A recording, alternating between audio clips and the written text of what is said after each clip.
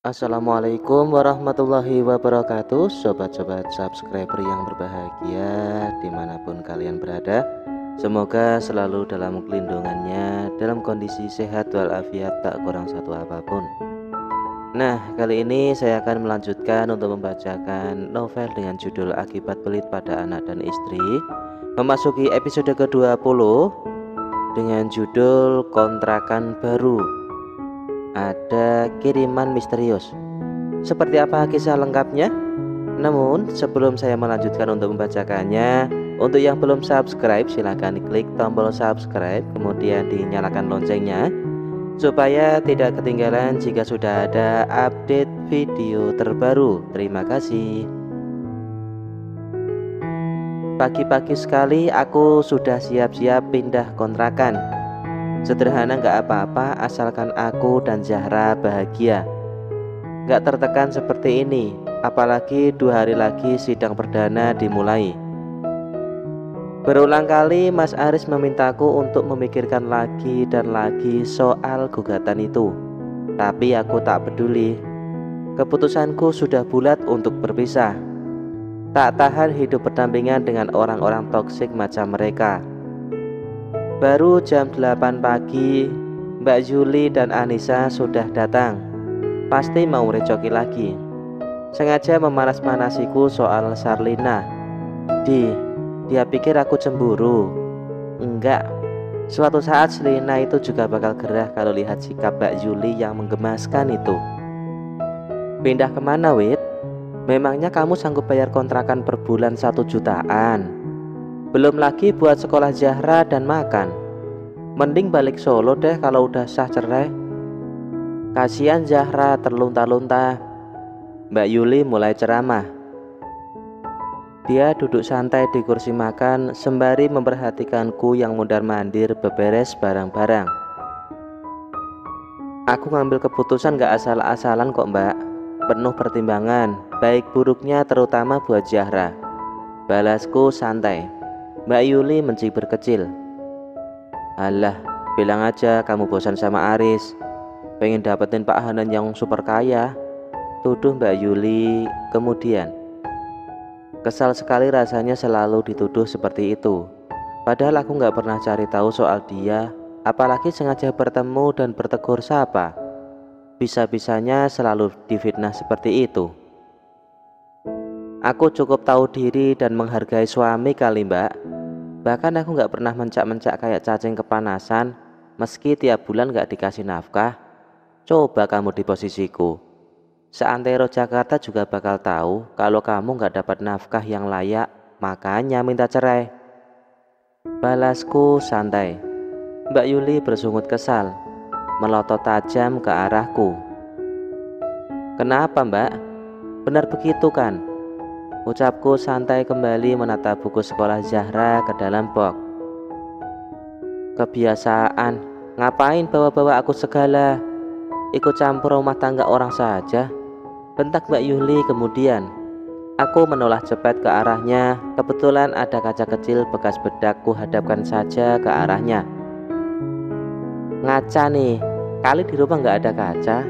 Kamu yang merecoki hidup dan rumah tanggaku, Mbak Yulianti. Jangan memutarbalikkan fakta. Kamu biang resenya, biang keroknya. Balasku lagi. Mas Aris tiba-tiba keluar dari kamarnya, menatapku dan Mbak Yuli bergantian. Pagi-pagi sudah ribut kalian ini, membuat kepalaku makin pusing saja. Mas Aris sedikit membentak sembari memijit dahinya pelan. Sudah aku buatkan jahe anget tuh, Mas. Sudah dingin kayaknya sekarang, ucapku santai. Kutata tas yang sudah berisi penuh pakaian dan barang-barang ke depan kamar. Sementara Zahra dan Anissa masih ngobrol entah apa. Assalamualaikum. Ku dengar salam dari luar. Aku dan Mas Aris serempak menjawab salamnya. Tak lama kemudian Mas Danu muncul sembari membawa kresek hitam. Ngapain nyusul ke sini sih, Mas? Aku baru aja sampai mau ngobrol sebentar sama Aris, ucap Mbak Yuli dengan nada kesal. Kalau nggak mau nyuci baju pakai tangan, ini laundry dulu Yul. Masa kamu malah numpuk pakaian kotor? Nanti sore baru diservis mesin cucinya, ucap Mas Danu kemudian. Dia sedikit kaget saat melihatku melihat 3 tas besar di depan pintu kamar. Hematlah Mas, nanti aja kalau sudah bener baru nyuci pakai mesin. Daripada laundry boros. Kemarin mau nyuci di sini juga nggak diizinin sama si Wita, ucap Mbak Yuli lagi. Dia melirikku sekilas lalu melengos sebal. Demen banget fitnah sih Mbak. Kan token habis, kalau mau nyuci ya beli token dulu. Kamunya aja yang nggak mau, balasku lagi. Mas Danu tersentak kaget mendengar ceritaku. Jadi kemarin kamu mau numpang nyuci di sini Yul? Malu-maluin aja kamu ini. Laundry paling cuma beberapa, ngapain numpang segala? Sentak Mas Danu lagi. Nggak usah sok ngatur deh Mas. Sini cuciannya. Token listrik Aris sudah penuh nih. Sekalian aku cuci di sini, ucap Mbak Yuli lagi sembari mengambil kantong kresek dari tangan Mas Danu. Dasar benalu. Maaf ya Wit, Riz, aku sudah sering menasehati Yuli biar nggak ngerepotin kalian terus, tapi nggak pernah digubris. Sekali lagi maaf, ucap Mas Danu merasa begitu bersalah. Dimaafkan kok Mas, butuh kekuatan ekstra ngadepin Mbak Yuli ya Mas. Tapi dia sukses loh Mas, ucapku santai. Mas Danu dan Mas Aris menoleh seketika. Mbak Yuli yang mulai sibuk dengan cuciannya pun ikut menatapku tajam. Aku hanya tersenyum tipis. Sukses apa Wit? Kerjaannya cuma ngomel sama habisin duit kok, balas Mas Danu lagi. Dia melirik istrinya yang sudah mulai berkacak pinggang di depan mesin cuci. Sukses bikin aku gugat cerai Mas Aris, balasku singkat. Mas Danu kembali melotot lebar. Dia tampak gugup dan salah tingkah. Begitupun Mbak Yuli, tiba-tiba melangkah cepat ke arahku lalu berusaha mendorong bahuku kuat. Namun aku bisa menghindar dengan cepat. Dia jatuh tersungkur karena tersenggol kaki kiriku. Nggak waras kamu Wit, kasar banget jadi perempuan, bentak Mbak Yuli meringis kesakitan di lantai. Dia yang salah, kenapa justru aku yang disalahkan? Aneh. Sudahlah, aku mau pergi, jangan pernah ganggu aku lagi Mbak. Kalau sampai kamu masih mengusik hidupku apalagi pakai fitnah segala, aku gak akan segan-segan laporkan kamu ke polisi Mbak, ancamku kemudian membuat mulut Mbak Yuli ternganga. Zahra, pamit sama ayah, bude sama Pak Demu. Kita berangkat sekarang, perintahku pada Zahra yang masih asik ngobrol dengan Nisa. Kulihat sesekali mereka berpelukan dan mengusap kedua pipi. Mungkin Zahra sudah menceritakan tentang kepindahan kami atau perpisahan kami antara ayah dan ibunya, entahlah. Nis, aku pergi dulu ya. Besok kita bisa ketemu lagi di sekolah, pamit Zahra pada Nisa lalu kembali berpelukan. Nisa pun mengantar Zahra sampai ruang makan. Maafin Zahra ya kalau Zahra banyak salah. Maafin ibu juga, pamit gadis kecilku itu lagi. Air matanya berjatuhan ke pipi. Kamu tinggal sama ayah saja ya, bisik Mas Aris kemudian. Namun Zahra menggeleng cepat. Enggak ya, Zahra mau sama ibu saja, kasihan ibu sendirian. Ayah kan banyak teman, ada Nisa, Bude Yuli, Pak Danu, Bude Aruna, Pak De Bagas, dan semuanya, sementara ibu gak ada siapa-siapa. Mas Aris memeluk Zahra beberapa saat. Baru kali ini kulihat laki-laki itu begitu ikhlas memeluk darah dagingnya sendiri. Begitulah akan ada tangisan dan penyesalan di setiap perpisahan. Aku tak menyangka jika pernikahan yang kuidamkan dulu berakhir seperti ini. Cukup menyesakkan dada. Namun kupikir inilah jalan terbaik yang harus kulalui. Aku yakin ada banyak kebahagiaan di luar sana yang sudah menanti untuk ku tapaki. Kontrakan sederhana dengan 3 ruang. Ruang pertama untuk tamu yang nantinya akan kujadikan toko kecil berisi aneka bahan kerajinan dan aksesoris. Ruang kedua akan kujadikan sebagai tempat tidur. Sedangkan ruang ketiga ada 2 dapur dan kamar mandi.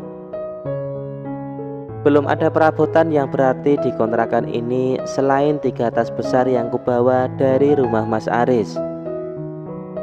Tak ada kendaraan juga hingga aku dan Zahra menyewa taksi online untuk sampai ke tempat ini. Bu Wita, tolong bilang sama Jeng Juli bayar cicilan gamis 200.000. Sudah saya tunggu dari kemarin gak datang-datang. Mana nomornya gak aktif, giliran aktif malah saya diblokir. Kalau nggak punya duit jangan sok bergaya. Gamis nyicil sebulan sekali saja telah terus bayarnya. Pesan dari Bu Jenny, teman pengajianku, dan Mbak Yuli mendadak mengirimkan pesan. Aku hanya tersenyum tipis. Kalau punya hutang wajib bayar, Mbak. Ingat hutang dibawa sampai akhirat. Kemarin kamu bilang beli gamis kayak punya aku cash. Ternyata kredit toh. Sudah dikasih keringanan kredit malah kamu blokir. Gimana sih, Mbak? Pesan dari Bu Jenny pun aku kirimkan padanya. Aku yakin saat ini dia ngomel-ngomel gak karuan. Apalagi ini akhir bulan. Yang ku tahu Mas Danu belum gajian. Otomatis dia pasti pusing 7 keliling ditagih angsuran arisan dan cicilan gamis seperti ini. Aku juga mau bayar kali, Wit. Gak usah belagu. Gamis kamu itu KW, sedangkan punyaku ori, jelaslah harganya beda. Lagian gamisku banyak, ini cuma iseng aja ikut kredit. Memangnya kamu punya gamis bagusan sebiji aja udah sombong? Iya, Mbak, iya gamismu banyak, tapi baiknya bayar cicilannya. Jangan kabur apalagi blokir yang punya. Malu ah, masa orang kaya begitu? Cicilan gamis aja mesti ditagih baru bayar. Berisik kamu, Wit. Untung sudah pergi dari sini. Nih ada Sarnila datang bawa aneka makanan buat suamimu yang sebentar lagi jadi mantan. Lihat sendiri kan, Aris itu ganteng dan mapan. Banyak perempuan yang antri untuk dijadikan istri. Kamu pasti menyesal main gugat segala. Memangnya kamu pikir siapa, hah? Mbak Yuli sengaja mengirimkan foto Mas Aris dan Sarnila saat bicara sembari mencomot brownies di atas meja. Sepertinya memang cukup akrab. Mungkin Mbak Yuli pikir aku bakal cemburu dan sakit hati.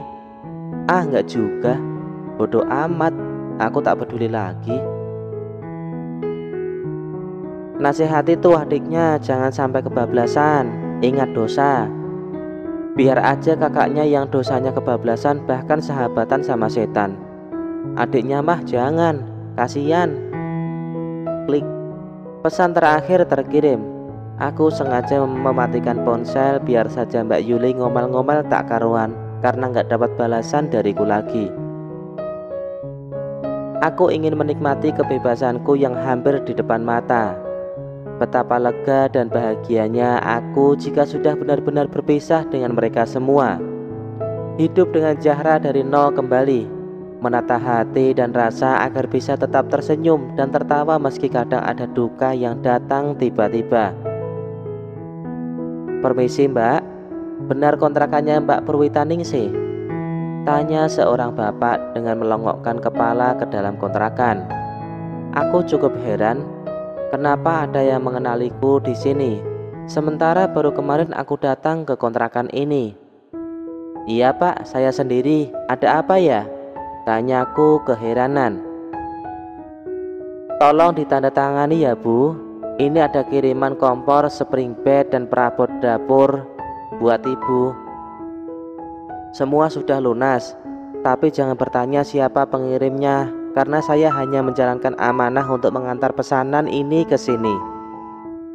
Ucap bapak itu sembari membungkukkan sedikit badan lalu tersenyum kecil. Senyuman yang tadi kuperlihatkan memudar seketika. Siapa yang mengirimiku barang-barang seperti itu? Sementara aku belum mengenal seorang pun di daerah ini, bahkan tetangga kontrakanku saja belum pernah lihat batang hidungnya. Mereka sibuk kerja di pabrik, mungkin shift malam atau entahlah. Lagi pula baru kemarin aku datang. Duh, jangan-jangan ini jebakan untuk kembali memfitnahku. Siapa dalang dari semua ini? Nah, demikian tadi keseruan kisahnya di episode ke-20. Nantikan keseruan kisahnya di episode ke-21. Jangan lupa komen, like, dan subscribe serta bagikan cerita ini ke teman-teman kalian. Terima kasih sudah menyaksikan. Wassalamualaikum warahmatullahi wabarakatuh.